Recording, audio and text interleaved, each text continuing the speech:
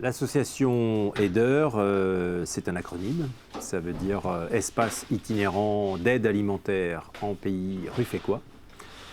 Et un aider, c'est aussi un canard à plumes très chaudes qui sert à faire des garnissages de doudounes et de duvets pour des vêtements de montagne qui portent aussi ce nom-là d'ailleurs. Signe qu'à la création de cette association, cette épicerie sociale solidaire itinérante, en l'an 2000, en juillet 2000, la première mention au journal officiel c'est en juillet 2000, signe que l'objectif des créateurs de cette association, c'était de se tenir chaud, été comme hiver, dans une zone rurale du Rufécois, où déjà on pouvait noter des difficultés économiques et sociales d'une population durement touchée par le chômage, une certaine forme de précarité sociale liée essentiellement ici, dans le Rufécois, à des problèmes de mobilité.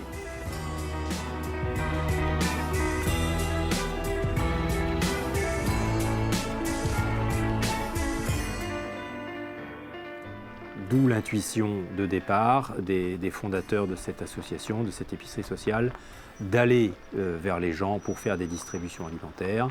Quand on dit aller vers les gens, c'est-à-dire ils ont identifié 5 lieux, 5 villages, 4 chefs-lieux de canton et une commune proche de Ruffec, qui n'est pas un chef-lieu de canton, mais qui est une commune importante, qui est Verteuil.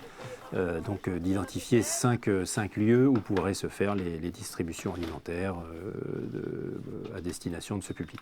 Alors quels sont ces lieux? C'est Verteuil, donc une distribution alimentaire à Verteuil, une à Saint-Amand-de-Boixe, une à Villefagnan, une à Mansle, une à Aigres. Il y a plein de légumes, hein, j'ai déjà entendu. Il y a des navets, bah oui, il y a des navets, il y a des poireaux, il y a du potimarron. Il y a de quoi faire de la soupe? Il y a de quoi faire de la super soupe avec des oignons, il y a de la pomme de terre, il y a de la citrouille. Bah moi j'ai fait des beignets.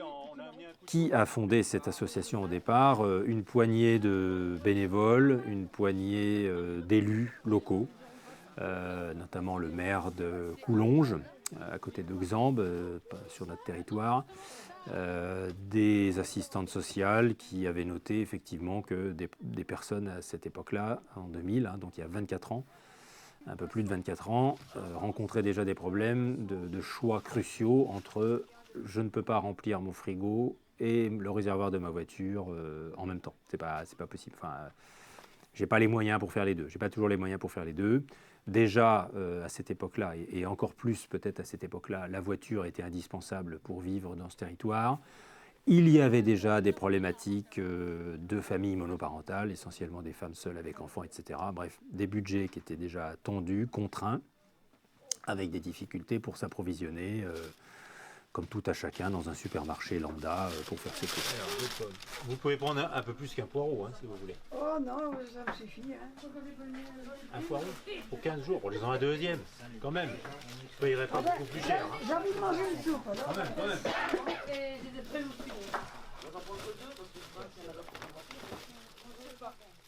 Donc ces personnes se sont réunies autour de la table. Il y avait aussi des bénévoles de l'association Emmaüs qui avaient entendu dire qu'effectivement il y avait des besoins en matière d'épicerie sociale sur le territoire. Il n'y en avait pas. Donc ils se sont mis autour de la table et ils ont imaginé effectivement cette association avec un système de distribution alimentaire, itinérante. C'était la première en Charente et même la première en France à faire de l'itinérance de cette façon-là. Donc ce n'est pas du porte-à-porte. Depuis, il y a des épiceries sociales, notamment il y en a une dans le Nord qui fait ça, qui fait du porte-à-porte un peu avec un camion-magasin, comme on peut l'imaginer.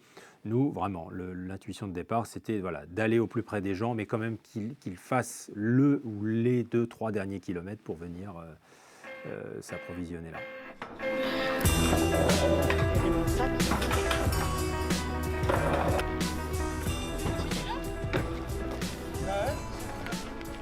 C'est moi qui irai le chercher. C'est au moins pour éviter que quelqu'un aille s'occuper avec.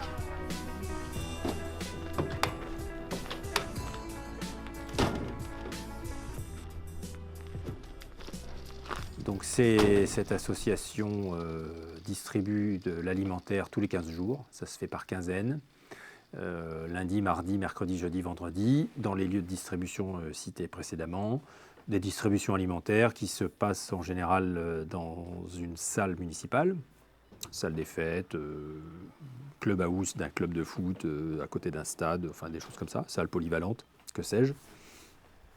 Donc les salles sont mises à disposition par les maires, par les mairies. On installe notre petit supermarché provisoire, notre petit supermarché d'un jour, avec les bénévoles qui sont là, les bénéficiaires qui arrivent, qui peuvent donner un coup de main, pour ceux qui peuvent donner un coup de main physiquement. Et puis la distribution dure 1 heure, 1 heure et demie, ça dépend du nombre de personnes qui sont inscrites sur ces distributions. Ensuite, on remballe tout, on remet tout dans le camion, on revient au dépôt à moutons, on range et on prépare la distribution du lendemain.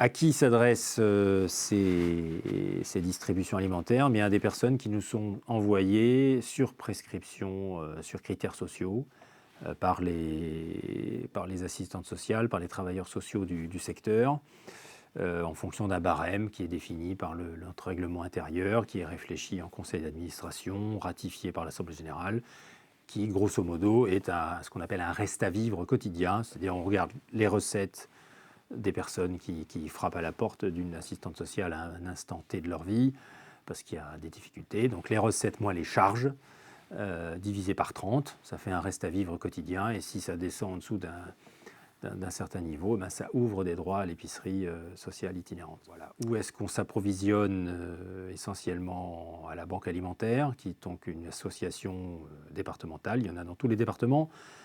Comme son nom l'indique, c'est une banque, c'est-à-dire elle recueille, elle récolte, elle centralise l'ensemble des dons et des achats liés à l'aide alimentaire dans un département pour ensuite le redistribuer, moyennant finance, puisqu'il y a une participation modique, mais il y a quand même une participation, rien de tout cela n'est gratuit.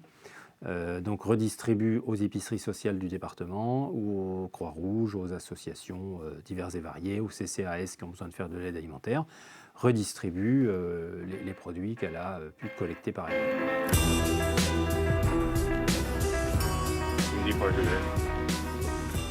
Daniel, je suis bénévole à EDR. Bonjour, je suis Alexandre Stankovic, je suis service clinique à EDR. Je m'appelle Alain Raviou, je suis salarié à EDR. Bonjour, moi je m'appelle Lucas Nicolas Salomon, salarié dans l'entreprise, dans l'association EDR. Je m'appelle monsieur Edouard Michel et j'aide, je suis bénévole. Ça dans mon bois, c'est à EDR. Bonjour, je me présente, Florence Gertig, Saint-Amand-de-Boisse, bénévole l'association EDR. Bonjour, je m'appelle Annie, je suis bénévole à EDR. Et voilà. Bonjour, je m'appelle Serge. Je tiens à remercier tout le personnel de l'épicerie sociale ainsi que son directeur pour tout le travail qu'ils font. C'est vraiment... je tiens à les remercier beaucoup. Voilà.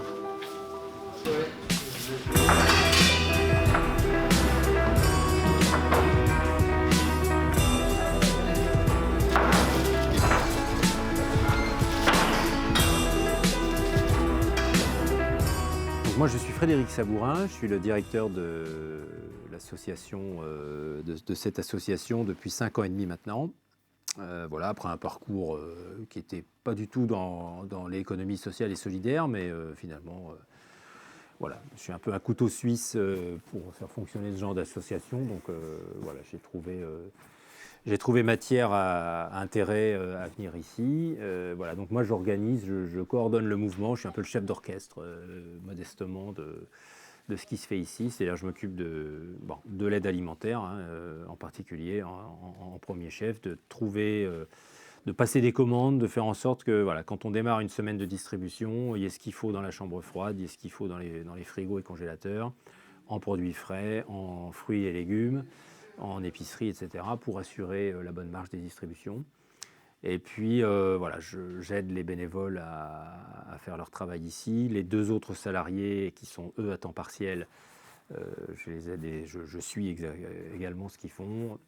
Et puis, voilà, je coordonne aussi l'équipe de bénévoles qui s'occupe du magasin solidaire, puisque nous avons aussi un magasin solidaire de produits non alimentaires, hein, de vêtements, d'objets divers et variés pour la maison, de linge, de lit, etc., de jeux, de jouets, qui nous sont donnés, voilà, qu'on récupère soit sous format neuf, soit d'occasion, puisqu'il y a un marché de l'occasion quand même assez important dans le vestimentaire en France, qui est ouvert à tout le monde, là pour le coup, sans prescription d'assistante sociale. Et donc régulièrement, on doit organiser des ventes un peu solidaires, mettre un peu le paquet sur ce qu'on vend, en allant à l'extérieur, sur les lieux de distribution en général, où on réutilise les salles qu'on utilise par ailleurs pour les distributions alimentaires. Et puis une fois par mois, on fait une opération porte ouverte toute la journée à destination du public du Ruffécois qui voudrait venir s'habiller pour pas très cher ou acheter du linge de lit pour pas très cher. Donc voilà, les fonctions de directeur, c'est ça. Et aussi, j'ai des fonctions, je m'occupe un peu du plaidoyer de l'association, c'est-à-dire j'ai des fonctions de représentation à l'extérieur de l'association, en lien avec la présidence évidemment de la SOS, notamment au niveau départemental, à la coordination départementale des épiceries sociales, qui sont les 12 épiceries sociales du département qui sont particulièrement suivies et aidées financièrement par le département, où nous nous retrouvons à intervalles réguliers pour trouver des solutions aux problématiques qu'on rencontre, hein, essentiellement d'approvisionnement, de difficultés d'approvisionnement, etc. Puisque le système de l'aide alimentaire en France ne peut plus être basé uniquement sur les dons et ramasses des banques alimentaires et des épiceries sociales par ailleurs, puisque les grandes et moyennes surfaces gèrent mieux leur stock, hein, par l'instauration des bacs anti-gaspi, date courte, etc. Donc il nous faut trouver d'autres manières de s'approvisionner pour que les personnes qui ont des droits, puisque c'est un droit, hein, l'aide alimentaire, pour les personnes qui ont des droits à l'épicerie sociale, soit d'une manière ponctuelle, soit d'une manière plus structurelle, de plus ou moins à long terme. Je pense notamment aux retraités dont la situation n'évolue pas sensiblement pour pouvoir se passer des fois de l'épicerie sociale. Eh bien, il faut pouvoir alimenter correctement nos stocks, puisque les gens ont droit à de l'aide alimentaire, donc il faut y aller, quoi.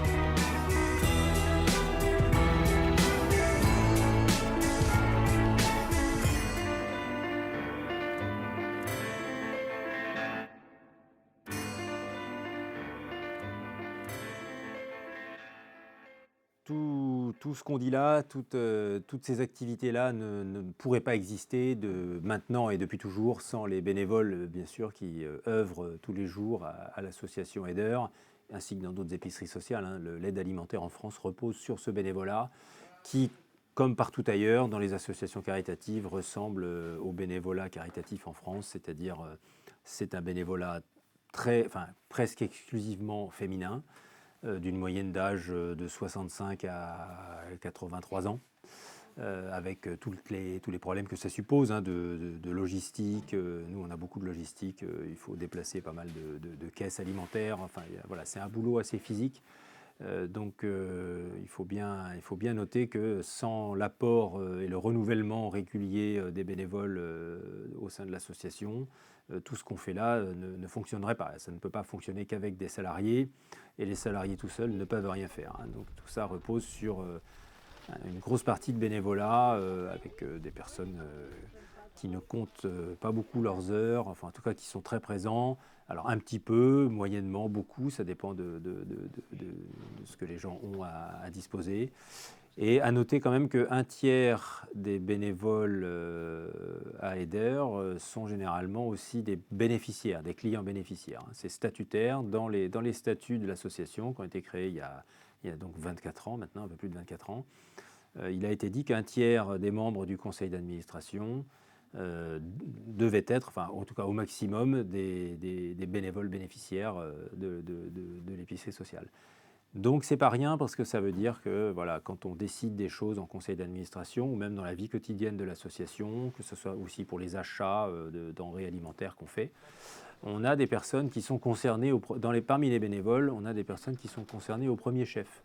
Ça nous évite de planer dans une stratosphère en imaginant des grands plans sur la comète, d'avoir des gens comme ça qui de temps en temps nous ramènent à la réalité en disant oui, enfin vous êtes en train d'imaginer ça, mais nous, non, c'est pas de ça dont on a ni besoin ni envie, donc voilà. Bon, ça n'arrive pas très souvent, mais quand ça commence à arriver, c'est plutôt utile d'avoir au sein des bénévoles et du conseil d'administration des gens qui sont concernés. C'est pas toutes les épiceries sociales qui font ça, il y en a qui font pas ce choix-là, qui font pas ce pari-là, parce que ça a des inconvénients aussi parfois. Donc voilà, il y a un peu les deux, mais ça nous permet d'avoir un éventail assez large de ce qu'on peut faire ici avec les moyens humains qui sont les nôtres.